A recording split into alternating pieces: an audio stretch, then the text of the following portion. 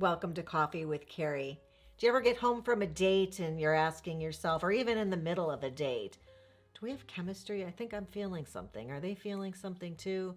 Or you make a decision right away at the very beginning of a date. I have clients I've sent out who make a face as soon as they see their date that looks like this or something like that. Later on, I have to have a conversation saying, dude, get a poker face. Don't play poker until you straighten this out. Seriously, you let her know right away that you didn't think that this was a match for you or that you were going to have chemistry. If these are questions you're asking yourself, you get home, you think about it. Was that chemistry? Did they feel what I was feeling? Let's talk about that, because chemistry is a really important aspect of a relationship, and I have some thoughts on it, as usual. If you're new, I'm Carrie. I'm a matchmaker and a dating coach, and I have this channel. We talk about dating and relationships. This is kind of both of them rolled into one. So if that's interesting, stick around, because that's what's on the agenda. So when I'm first screening a client, I will ask them right away at the very beginning, when we're talking about how often they're dating, how long they've been dating, I will say, when do you think you know when you meet somebody new on a date? At what point do you know whether or not you have chemistry? And the answers vary. And my response then varies. If they say, oh, I know right away, I have to have them explain, because that can mean different things to different people. Some people, it means I know right away within 10 seconds. And then you've got my guy there going, geez. Or right away could mean I know by the end of a first date to some people. Some people say I know right away, and I say, what does that mean? I know like after 3 dates. So when somebody says I know right away within the first 30 seconds, I say to them, that's not really chemistry. That is a first impression. And if you've been dating for a while, you will know that your first impression is not always reliable. Chemistry can develop throughout that date. For some people, it can develop over the next few dates. For some people, it takes weeks. Other people find their partner even further down the road of knowing them and engaging and interacting with them. So let's talk about a couple of those options, but I will share that when somebody tells me that they know at the end of a first date or they know after a few dates, I think, they are enlightened. And you must understand that chemistry is not always instantaneous. I'll give you some examples of how that comes into play and grows much more slowly. But knowing that there are 2 ways to chemistry is important. One is that there's an immediate attraction. Both people feel something and it grows from there. I've had people who went out, amazing chemistry, sat there till 3 o'clock in the morning talking because there was such a great conversational chemistry, physical chemistry, romantic attraction, all their interests were aligned. That's just chemistry on so many levels that they couldn't break themselves away from each other. They just wanted to learn more and more. The second way that chemistry comes around can be more slow, where it is more like a slow burn, right? Think about, for instance, people who end up dating somebody that they met in the workplace. They've been working together for a while, probably. I don't think it's typical that one person already works there, the other person gets hired, and the person says to themselves, holy cow, that is one hot new coworker. I'm going for that. Not typically how it works. A lot of times it's that they're working together on something, or they just keep bumping into each other at lunchtime or in the break room or on the way to the restroom, and they end up talking, and one of them thinks the other one's kind of funny or charming, or notices that she smells good or she dresses cute. Somebody smiles in a way that it piques somebody's interest. They start looking forward to going to work, find out that they're enjoying their interactions with this person. Before you know it, they're trying to pick out their favorite color shirt that everybody says their eyes look good in, or the guy's, he's putting on some, what's that, aftershave, putting extra attention to the details before heading to work. That's how work romances often start. And those are not the clouds parting, angels singing, like some people are hoping it is when they meet their soulmate and feel real attraction. That's real life attraction, and that is based on getting to know somebody over time and a relationship and chemistry growing. So don't believe that it has to be one way or the other, because both of them are certainly happening to people all the time, and they're not the same. And mostly I tell you this because I don't want you to miss out on those relationships that are going to be more of a slow burn and you just don't feel magic on the first date. They walk into the room and the skies haven't parted with a beam of light upon them. It's going to be somebody who you have to see them over time. If you're only attracted to people who wow you within the first 30 seconds, you're sometimes ending up with people who are just really showy, who are a little flashier, come with a lot of bells and whistles, for lack of a better term. They're attention getters, right?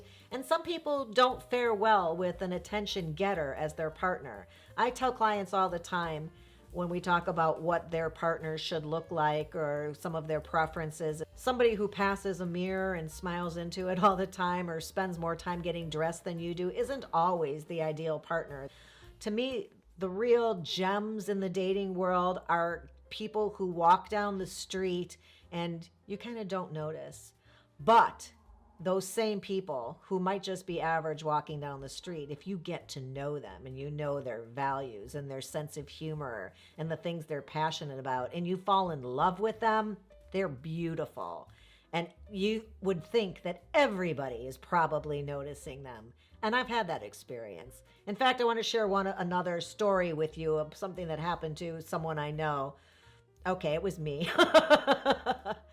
I met somebody, we had a really great first date. It was lovely. We had a lot in common. I've been a singer, a musician my whole life. He also plays an instrument, and we had a lot of great dates. Wasn't really sure about the chemistry situation. He kissed me at some point, and I thought, oh, yeah, that would work. That's like me. And still on the fence here. Continued to date him because he was very persistent. But there were things in the no column, and it wasn't an immediate attraction for me. However, we were down in the downtown Chicago going to have a date, going on the architectural tour. And there was a situation where a boy lost his ball in the water. And the dad was on the end of it, the fountain, trying to get the ball out. And the guy I was dating turned his cap on backwards, jumped up on the wall, and got the balls out of the water and kind of tossed it to the dad. And he said, thanks. And there was a switch. There's no switches around here. There was a switch for me where suddenly I thought, that was just super cool on so many levels. That was just very masculine. It was taking charge of a situation. It was kind. It was helpful. And suddenly I saw him completely differently. We were together for 7 or 8 years, and I would walk around thinking, oh, everybody's looking at us because he's so attractive. And I wasn't sure I thought so for 3 weeks. So that was an example of a relationship that took time to develop, and I can assure you we had fantastic chemistry for 7 years. Wasn't immediate, wasn't overnight, wasn't that I saw him and went, holy cow, this is it for me, I'm over and done with, you know? It was not like that, and it's not for many great relationships. In fact, I think a lot of really great relationships start out pretty mediocre. You know, it was like, oh, no deal breakers, no glaring red flags. He was cute. She was a pretty girl. Not sure there's chemistry. We'll see. I'll see her again. There's nothing to prevent me from seeing this person again, so I will. And they end up happily married for many, many years. These are stories I can guarantee for you because I know many of these situations have taken place for clients and people I know. So I just ask you to keep in mind, and maybe ask yourself, have you ever had a situation where you knew somebody, you were friends with them, and then something happened where you just started seeing them a little differently? Because friends do sometimes become partners. They do become lovers. And sometimes there's just a flick for one or both people, and they start looking at the other person differently. It didn't start out with a major attraction and a holy cow, I want to climb across the table and make out with them. It instead started with a friend who suddenly, they're kind of cute. These are two totally different scenarios, and you have to have both of them in mind when you're looking for a partner. And I know that men will argue that that works for women, but it doesn't work for us men. We're very visual. We are either attracted or we're not. And I can guarantee you that women feel the same exact way. We have standards. We know what we're attracted to. We know what hot looks like to us. So don't think that you're so visual and so different that you would in fact be talking as if we are blind. We are not attracted to everybody. So keep that in mind. While you are very visual and you do seem to make those decisions rather quickly, Allow yourself, give yourself the gift of going out with this person again to see which direction it's going in.